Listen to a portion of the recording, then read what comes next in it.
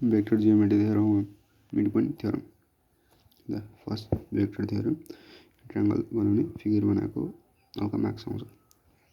OAB vector OAB चाहिँ एउटा triangle भयो जसमा ओएम चाहिँ मिड पोइन्ट भयो ओए भनेको ए वेक्टर हो र ओबी भनेको बी वेक्टर हो ओएम वेक्टर भनेको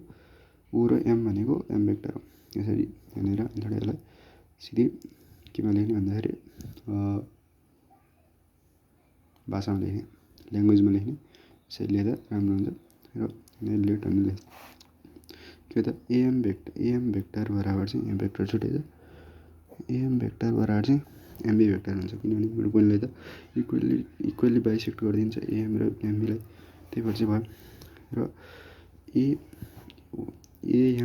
एएम वेक्टर भनेको चाहिँ के हुन्छ त ओएम वेक्टर माइनस ओए वेक्टर हुन्छ त्यही भएर ओएम वेक्टर माइनस ओए वेक्टर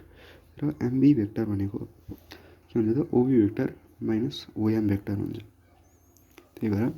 यहाँनिर लेख्ने ओबी वेक्टर माइनस ओएम वेक्टर त्यही नै भइहाल्यो र ओएम वेक्टर भनेको एम वेक्टर हो ओए वेक्टर भनेको ए वेक्टर हो ओबी वेक्टर भनेको के हो त ओबी वेक्टर भनेको बी वेक्टर हो र ओएम वेक्टर भनेको एम वेक्टर हो यही नै भएर अब यसलाई यता लैदिउँ यता लैदिउँ है त M vector plus M vector हुने भयो A vector plus B vector हुने भयो यानी कि 2 M vector equals to A vector plus B vector यानी कि एम वेक्टर बराबर के हुने त्यो 2 लाई अब बाई गरिदिने A vector plus B vector by 2 यसरी के हुन्छ त प्रुफ गर्न सकिन्छ यसरी टक्क लगाएर